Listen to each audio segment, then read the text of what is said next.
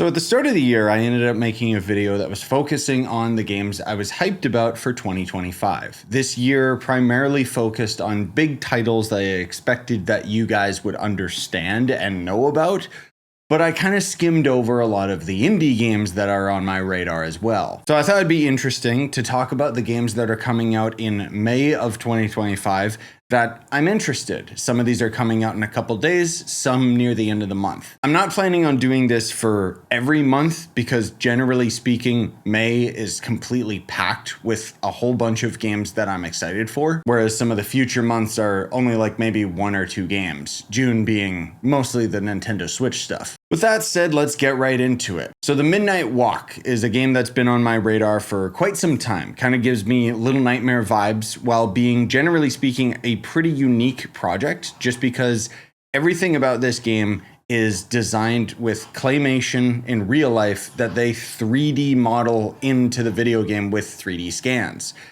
And it seems to be a horror game, extremely stylized. I don't know much about its gameplay at all, but the big thing for me is that it has VR support. I'm definitely planning on playing it. I don't know if it's full VR support. Excuse my son, he's grunting next to me. But there seems to be this mechanic of making your character blink to affect stuff in the environment. And generally speaking, this game just looks so stylish that it is my obligation to play it. Next, we've got a game called Revenge of the Savage Planet. And this is a game I'm keeping my eye on, but I'm not entirely sold on. The game trailer itself is pretty weird and doesn't really show that much in terms of its raw gameplay. But apparently it's like a sci-fi jump platformer game. I don't know. The environments look really interesting. It looks like it's got some Breath of the Wild, some Subnautica inspired stuff. It might just be a linear adventure, which would honestly be what I could only hope for. Because frankly speaking, then at least it would be something that I could just casually play through. I think it is on Game Pass, but there's no promises that I'll end up playing this one day one. Another little indie game that only members of the channel will know about, because I made a video about this that I only ended up making for members, because frankly speaking, I don't think anyone's that interested in a game that looks like this. But this is Labyrinth of the Demon King. It's a game that I've been keeping up with on Twitter. It has quite a bit of a following just because it's very, very niche and almost like old school Silent Hill style.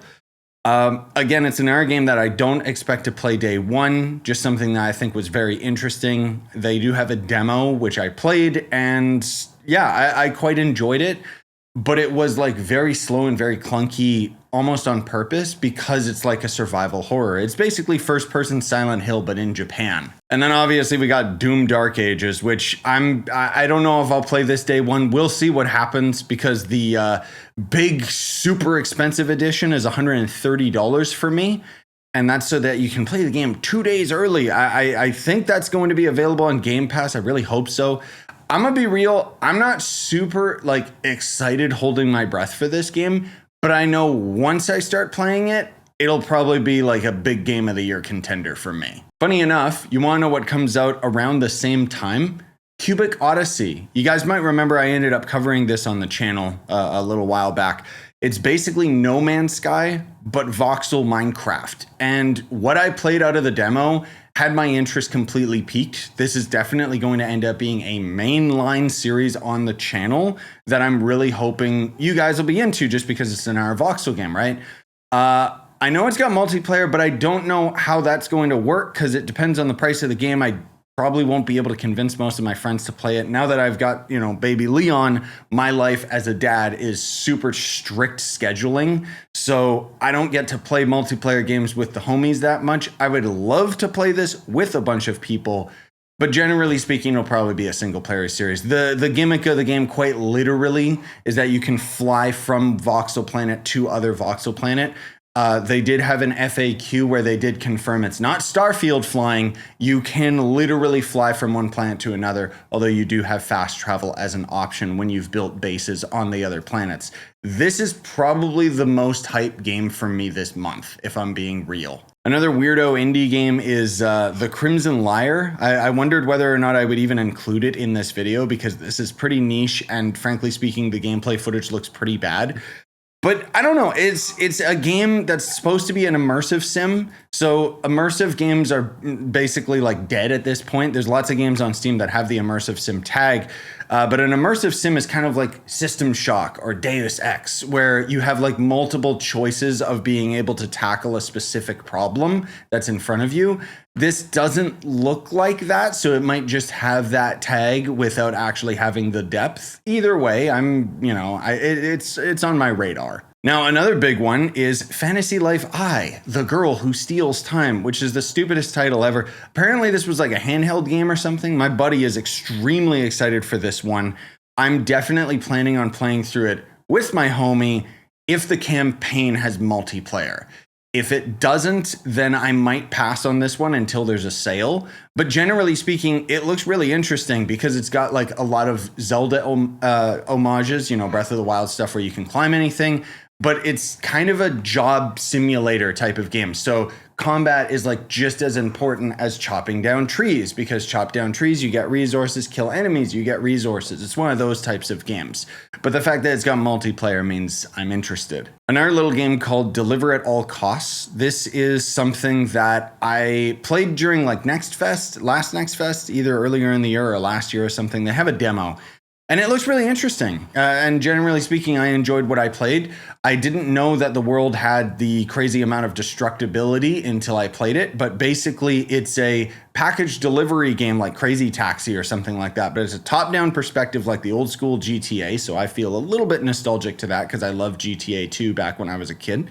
But most of all, just the heavy emphasis on physics and goofiness has me interested. Again, it's a game I'm not sure that I'll play day one, but something to keep in mind. We also obviously have the big boy release of this month, which is Elden Ring Nightreign. And if I'm being real, I am not excited for this one. You guys might have already seen my videos covering this game.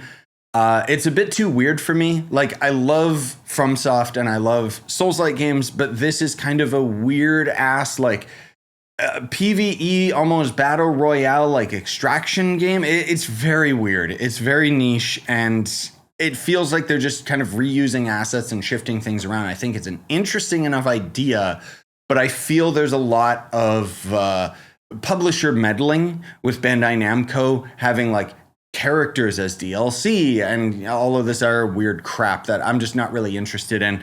I have another video that goes into more detail as to why I'm not interested in this game. And then there's also Dustbloods, which is basically Elden Ring Nightreign, but has PvP, and that comes out next year on the Nintendo Switch. Again, like, I think this is FromSoft messing around with the matchmaking system and core mechanics that they're hoping to bring to their next big boy title. So then we got a couple other games that might not end up actually releasing in May. This one's called Submersible, which is a horror game, but it's like underwater and stuff. Don't really know that much about it. Most of it doesn't seem to be like gameplay trailer or anything, so it might be something that gets pushed back. But I always like horror stuff in water because I've got like thalassophobia and like weird actual like fear of like this image right here scares the crap out of me. So I don't know. It could be a funny video depending if the game actually comes out. Now this one's really obscure and probably not even coming out this year. It's Infra et Intus. Don't even ask me, okay? It just looks really interesting. I saw some videos on Twitter and it seemed kind of cool, kind of retro style, like Kingsfield-ish, like big open connected world. I don't know. There's no gameplay on the Steam page, so I don't think it's gonna come out like in May. Now again, if this is an interesting enough project, we could do it for future months, so long as there's games that I'm interested in and enough games that's worth talking about. I mean, I'm not against making like a super shorter video that's like, oh, there's 2 games coming this month that I plan to play. The thing is, while I was kind of just highlighting these games for you guys to show you my interests, I don't know if I'm necessarily going to play all or any of these on the channel. Maybe like a one-off video or a video review here or there. Outside of the games that I can guarantee I will do a series on, which is that Mightnight Walk claymation game, Doom, and Cubic Odyssey.